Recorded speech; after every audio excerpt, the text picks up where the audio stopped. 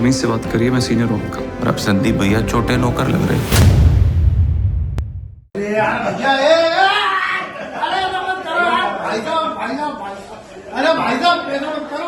ये वीडियो आपने देखा।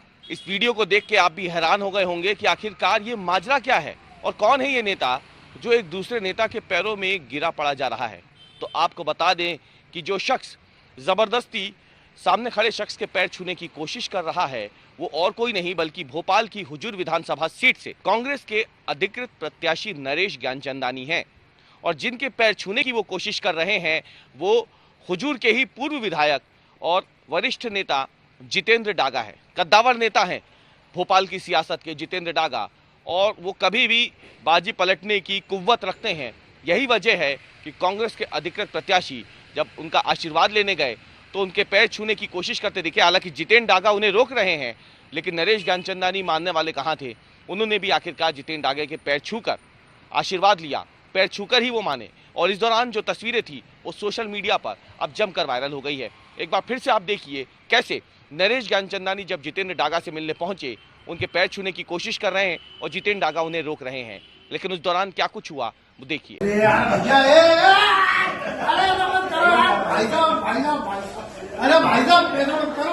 तो दिखा आपने, ये कुछ सेकंड का वीडियो जरूर है लेकिन ये एक बड़ी कहानी बयां भी करता है। कहानी ये कि जितेंद्र डागा ने दरअसल निर्दलीय प्रत्याशी के तौर पे अपना नामांकन भर दिया है। इस बात से कांग्रेस पार्टी के भीतर खलबली मच गई है, क्योंकि नरेश ज्ञानचंदानी ये जानते हैं कि अगर जितेंद्र डागा ने वहां बगावत कर दी तो हुजूर विधानसभा सीट, जो कि पहले से ही भारतीय जनता पार्टी की मजबूत सीटों में से एक मानी जाती है भोपाल में, जहां से रामेश्वर शर्मा विधायक हैं, तो वहां पर उनका जीतना नामुमकिन हो जाएगा नरेश ज्ञानचंदानी का। इसीलिए उन्होंने जितेंद्र डागा को मनाने के लिए ये तैयारी की और वो जितेंद्र डागा को मनाने के लिए उनके घर पहुंच गए। लेकिन इस दौरान की जो तस्वीरें हैं वो ये भी बताती हैं कि कैसे कांग्रेस एक एक सीट पर इस समय अपने बागियों को मनाने की कोशिश कर रही है। दरअसल जितेंद्र डागा पूर्व विधायक रह चुके हैं और इस बार वो हुजूर विधानसभा सीट से एक बार फिर दावेदारी ठोक रहे थे। लेकिन जब कांग्रेस की सूची आई तो उसमें जितेंद्र डागा की जगह नरेश ज्ञानचंदानी का नाम था। उसी दिन से जितेंद्र डागा काफी ज्यादा नाराज चल रहे थे और जब नामांकन दाखिल करने की अंतिम तारीख आई तो जितेंद्र डागा ने हुजूर विधानसभा सीट से बतौर निर्दलीय नामांकन दाखिल कर दिया।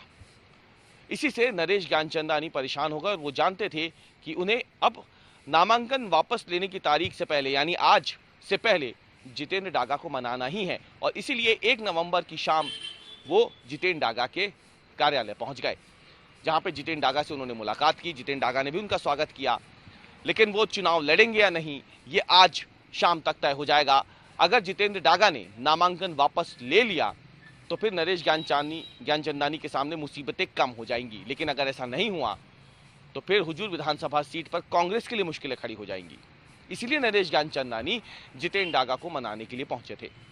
लेकिन अकेले कांग्रेस पार्टी नहीं, जितेंद्र डागा का जो कद है वो उस हुजूर विधानसभा सीट पर कितना बड़ा है इसका अंदाजा इसी बात से लगा सकते हैं कि जितेंद्र डागा से मिलने के लिए नरेश ज्ञानचंदानी से पहले भारतीय जनता पार्टी के वर्तमान विधायक हुजूर विधानसभा सीट से रामेश्वर शर्मा भी बुधवार सुबह सुबह उनके कार्यालय पहुंच गए थे।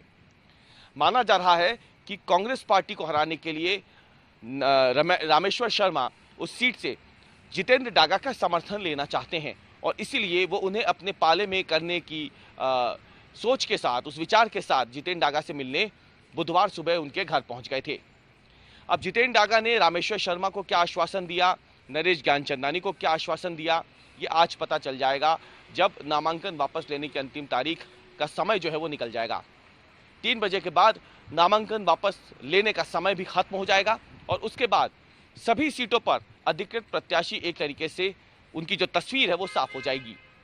लेकिन जिस तरीके से सोशल मीडिया पे अब ये वीडियो जमकर वायरल हो रहा है जिसमें नरेश ज्ञानचंदानी जितेंद्र डागा के पैर छूने की कोशिश करते दिख रहे हैं, वो बता रहा है कि इस समय बागियों को मनाना ही, रूठे हुए नेताओं को मनाना ही दोनों राजनीतिक दलों के बीच एक सबसे बड़ा मुद्दा जो है वो बना हुआ है।